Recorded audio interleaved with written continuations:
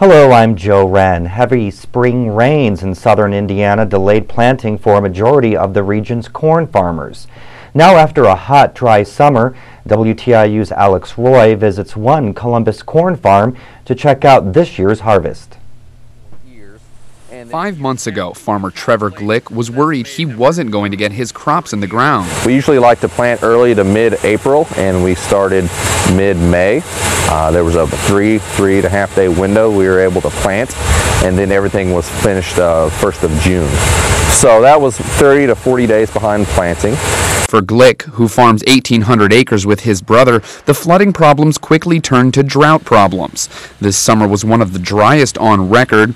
Then there was the heat. 90-degree days helped the corn mature quicker.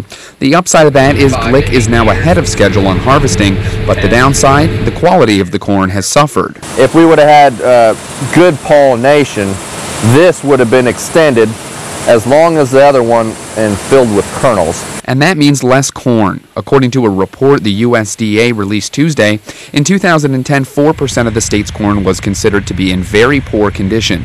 This year, that number has increased to 10%. Meanwhile, the percentage of corn in good condition is down 14% over last year's numbers.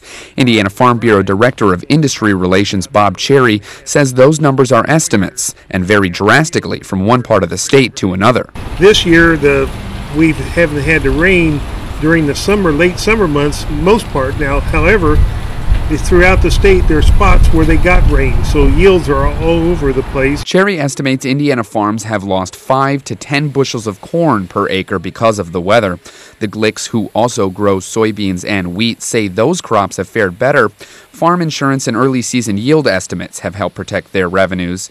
Glick says they haven't lost any money, only the potential to make a profit. For WTIU News, I'm Alex Roy.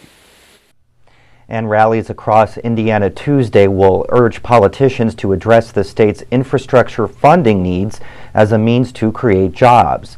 The rallies are being organized by labor groups. The rallies will specifically call for support of President Obama's jobs plan, but congressional Republicans have criticized the plan, with Indiana Senator Richard Lugar saying it promotes more regulation, more taxes, and more federal spending. And now here's a check of the weather forecast for tomorrow. Rain in the forecast with highs in the lower 50s. Rain continues tomorrow night, lows in the lower 40s, and then in the 5-day forecast on Wednesday, highs up to 50 degrees.